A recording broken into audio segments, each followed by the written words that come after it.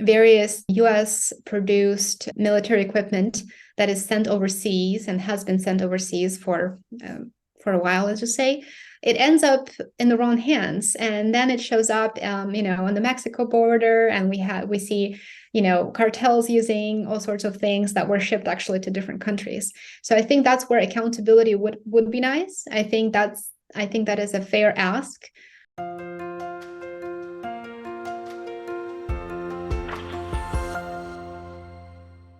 And maybe let's start now with the second part, actually, because I reached out to you, Lena, originally because I only wanted to discuss one video of yours that you did that was super highly interesting, about the Pentagon audit that the Department of Defense failed for the sixth time in a row.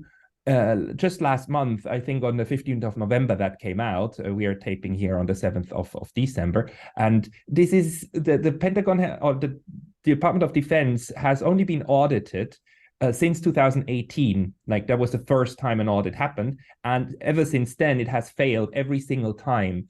And your video, you're expressing surprise by that, and you explain why this is extremely bad. Could you give us a short rundown of how huge a deal that failing of an audit is?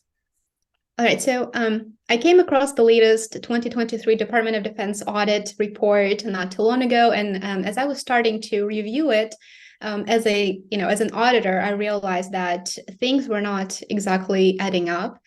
They have $3.8 trillion in assets and $4 trillion in liabilities. And the DoD failed its audit for the sixth time, right? And you would typically expect this to be headline news, but not many news outlets actually reported on this. So the DoD has never actually successfully passed an audit.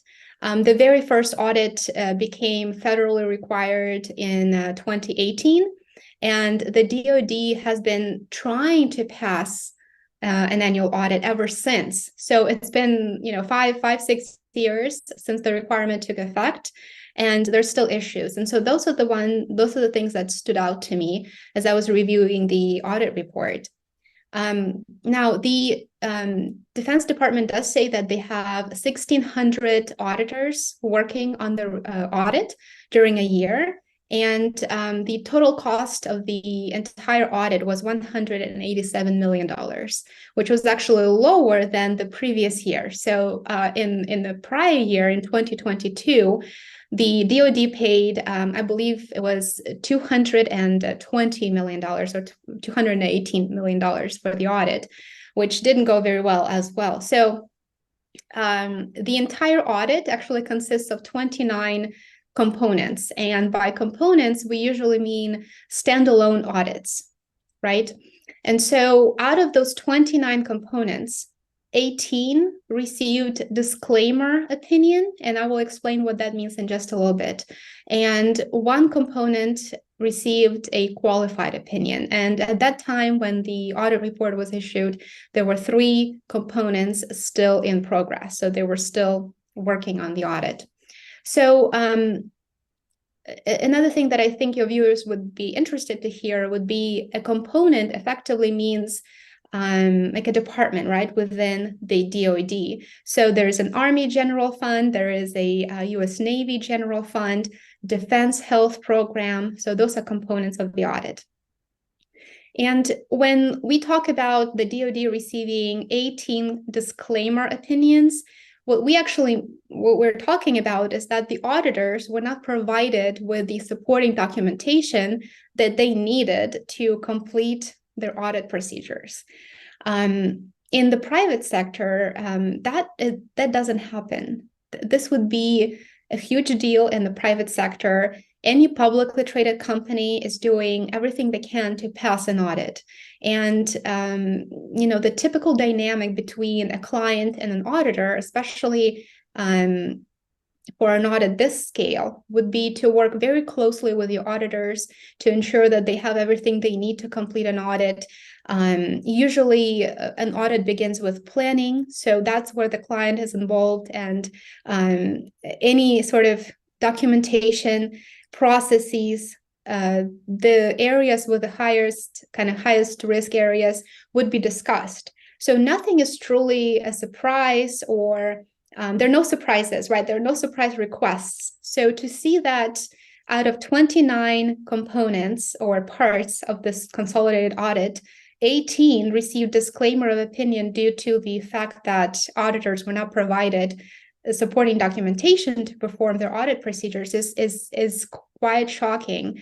Why this matters is, I think the answer to that question is very simple, because an audit is a way to provide assurance to the general public that the financial statements are not materially misstated, that there is a process in place followed by the finance, accounting departments, and that the stakeholders are involved enough to make sure that those processes are followed, right? So, so for private sector, this would be highly problematic. Highly problematic. What would happen to a private company? Let's say if JP Morgan tomorrow fails an audit the way as gravely as the DoD, what would happen to JP Morgan? Well, I would think that I think that the people involved in the audit on the client side, on the JP Morgan side, I think they would probably not, I don't know that their employment would be safe. And I say this because simply because I've been on both sides. I've been an auditor, and I've been the one who works for an auditee and communicates with the auditors directly and ensures that they have what they need for their procedures, for their test work and documentation, and they have the answers to all of the questions they need. And there is a very black and white, there's a very strict structure in place at public companies such as JP Morgan or Nike or any other publicly traded company in the United States, especially Fortune 100, Fortune 500 companies, where there is a very defined process in place of how an audit is handled. And there are no questions about, whether the failure of an audit is simply not an option for a publicly traded company, because it would impact their investors, it would impact their stakeholders, their share price. So there's a lot at stake. What we see here is quite different, right? So and there's a little bit of I would say perhaps lack of accountability, because this is not the first time that it happened. And if the same mistakes are repeated every single year, then it's safe to say that they really should probably look at the process and identify what the reasons are, because failing an audit is not something that should be taken lightly. Yeah, but this means that in the private sector there are well, on the one hand, you will probably have regulators come in and say like, hey guys, what's up? We'll probably punish you. And on the other hand, like all of the investors would punish them as well. So there's an incentive structure to pass. But obviously for the Pentagon, there's no incentive structure. Obviously the DoD, if it fails an audit, it's more like it's bad PR, but right. And it's not even it's only 3.8 trillion, right? Right, exactly. And you know what? It's bad PR for those who are interested to read about it or who actually see the news, but it doesn't actually make the news too, right? No. So for $3.8 trillion in assets, you have to ask what portion of those funds are actually taxpayer funds. And you would think that this is something that the American public should be invested in, because this is the use of their funds.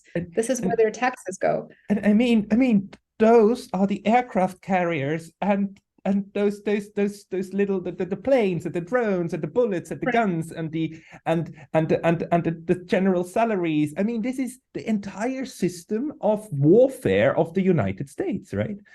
Right. And this is not accounted for. Right. And based on the results of the audit, we have, the audit report is available for anyone willing to see it.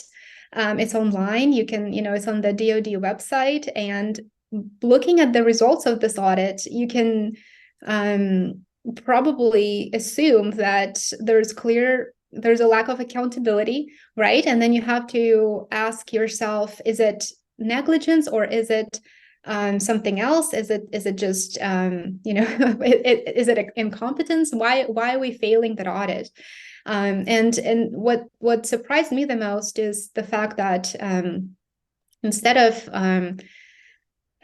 so there's one qualified opinion, right? As I said, and qualified opinion is it means that the auditors actually obtained the information that they needed. They obtained the supporting documentation.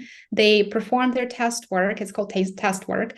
And they identified misstatements. So that's what that qualified opinion means. And it's interesting because if you look at the audit report, the program that received this qualified opinion is the Medicare retiree program, and there is a material misstatement in those financial statements. So I would think that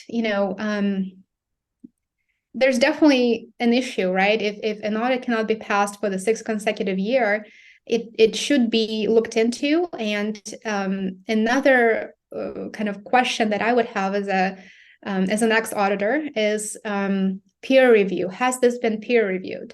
And peer review is a process where other independent public accounting firms come in and they review the work of the auditors, right? And they see whether they can come to the same conclusion, or perhaps there's something else that the first team, let's just say, or previous auditors did not think to ask.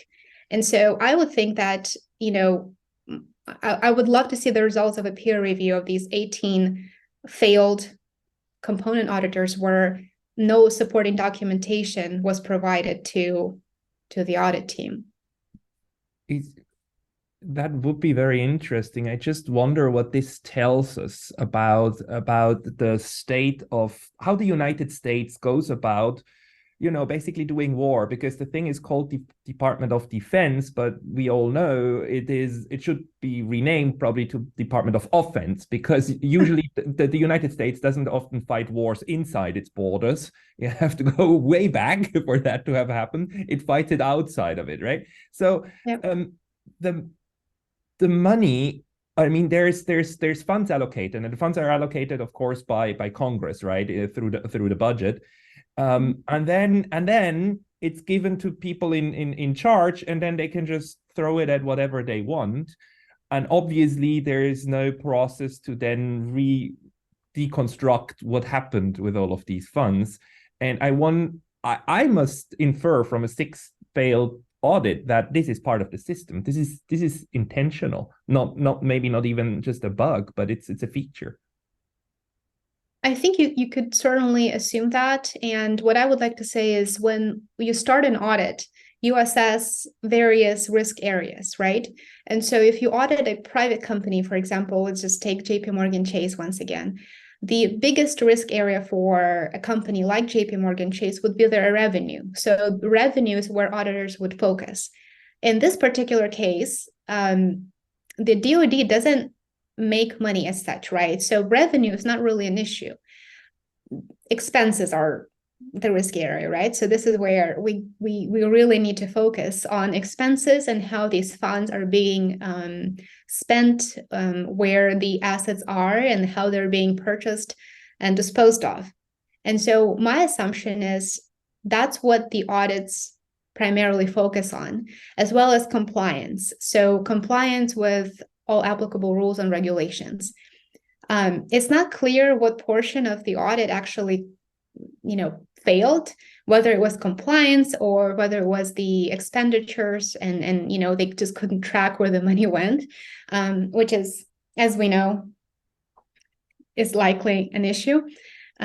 So unfortunately, that seems to be a norm, just judging by how many audits they've already failed, right? So, and knowing that expenses and compliance are the primary areas where auditors focused, I think, we can likely assume quite a bit from just knowing that information. Do you know whether other departments get audited or not? Because apparently the DoD only was like required to be audited in 2018, which surprises me. That's very late. It's very, very late. But do other departments get audited? I believe they do. I think there is an Office of Inspector General that performs some type of an oversight. This audit is a bit different because it involves, as the audit report says, 1,600 auditors. And that team is comprised of the Office of Inspector General, as well as not a variety, but several audit firms, so independent public accounting firms. So I think their procedures mostly focus on the financial statement, making sure that the financial statements are presented fairly without any material misstatements. And I think that other departments do get audited. I just don't think that the budget that they have warrants the same extent of audit procedures and the same extent of an effort that the DoD kind of receives, right? So I think given that they have so many assets and liabilities, I think this effort is quite significant, and the extent of the audit has to be, the scope of the audit has to be much bigger than any other department, I would think. Yeah, it must be huge. And also like the sums are huge. Technical question, but is the CIA, FBI, the intelligence branches, are they also under the DoD, or are they part of another one? That's a good question. I think they're not. I think they're, at least for like budget purposes, when I was looking at the audit report, and I'm pulling it up right now, I don't believe they're not part of the audit report. So they must be audited under a different, if they are audited, I'm sure they're part of a different program. You know, the amount of money is just mind-boggling that the DoD spends. I mean, the Swiss Ministry of Defense per year, it's at around $4 billion. And the United States is about, what is it? I mean, we have 8 million people in Switzerland. The United States has 380. Are you good at math? How many times bigger is that? Anyhow, quite a bit. But I think I'm not very familiar with how the Swiss similar departments get audited and what their structure is, but every single industry, and for example, for public companies, right here in the United States, public audits are heavily regulated, and publicly traded companies are very regulated as well, especially banks. So I think the amount of regulation that we have in place makes these type of results quite shocking, I would say. It's we have the law in place. Yeah. It's been in place since 2018, and the DoD is not involved in any complex transactions, right? So we're not talking about auditing derivatives. Yeah, we're not. So this is pretty easy. I'm sure they do invest a portion of it, just like an overnight type investments, but those are not the primary focus of an audit. The primary focus of an audit would be the expenditure cycle and how assets are purchased and put in service, and how they're disposed of, and the money flows associated with those transactions. And so for that to still be an issue 6 years down the road, I certainly hope that this is something that will be addressed. I know Congress did say that they will limit funding for the DoD if they keep failing the audit. That has yet to happen, but we'll see. It might happen. I mean, I can completely understand how generals and top-level politicians must hate the bean counters, because that's not what they worry about, right? But it would probably be shocking to have an actual understanding of how much of the assets of the DoD are literally blown up every year, right? I mean, that's the business, right? You go and you blow up things, and we know that things are being blown up, and not just by the United States, but via proxy, right? That probably this would also be quite shocking, of how much money just goes up in smoke, literally. Right. And then, they have to be keeping track of it, right? So that's when you talk about assets, that's their inventory. Everything that gets blown up is their inventory. And there's such a simple thing as inventory listing, and it has to be accounted for. And whether or not it's being accounted for is another question. But unfortunately, I would love to hear more from their finance department, what the process is, and what are the reasons from their perspective that would somehow explain these audit results. I mean, I would think that there should also be a political incentive to do this, because we know exactly what happens when you don't keep track of your assets and you just give them to like random groups that fight on your behalf. Like let's say hypothetically, you give them to some Taliban to fight the Russians, and then what happens when you don't know where these weapons go anymore? They literally fly back to you. Maybe not in a way that you like it. And right now, the DoD is actually flooding Europe with weapons, and I swear to God, this is going to bite Europe in its very ass, that all of these weapons are now being distributed all over the place. And we don't know where the assets are going. And obviously, even the place where they originate from, we don't know where they're going. This is going to be very bad. Right. And it's I'm glad you brought it up, because it's been all over the news that various US produced military equipment that is sent overseas and has been sent overseas for a while, let's just say, it ends up in the wrong hands, and then it shows up on the Mexico border, and we see cartels using all sorts of things that were shipped actually to different countries. So I think that's where accountability would be nice. I think that is a fair ask. It shouldn't really be an issue, right? Because that's, like I said, I think there's so many different complex questions involved here, such as taxpayer funds, right? People deserve to know where their funds are going. And then, of course, when in fact you send your weapons, you send your let's just say weapons overseas, and then do you not want to know what they're used for? Or is there an alternative story that should be told? Because we can't just assume that the DoD doesn't know that their weapons will end up somewhere else, right? Why are we seeing photos of Mexican cartel with US produced weapons? That's another question. I'm sure that's probably a topic for another video, but those are all good questions to ask. And I think looking at this audit and these multiple audits that were failed, because this is a failure. One would argue that, well, they did receive, one qualified opinion, so there was a misstatement, but it wasn't pervasive to the financial statements. But on the grand scheme of things, not being able to pass an audit since 2018 without major issues, and 18 disclaimer opinions is an issue. I think that's something that needs to be looked into and investigated. Yeah, I absolutely agree with you, but it might be part of the system. It might be a feature, not a bug. Maybe a feature of the worldwide war economy, that this is how it works. And those who make war are unaccountable for it. Unfortunately, it seems to be the case. And I'm sorry, this is a very sad way to end the video, but we will talk again. Lena Petrova. For everybody, anybody who's interested in Lena's work, check out her channel. It's under her name, Lena Petrova, and her Substack, where she writes regularly. Lena, thank you so much for taking the time. Thank you very much, Pascal. I appreciate it.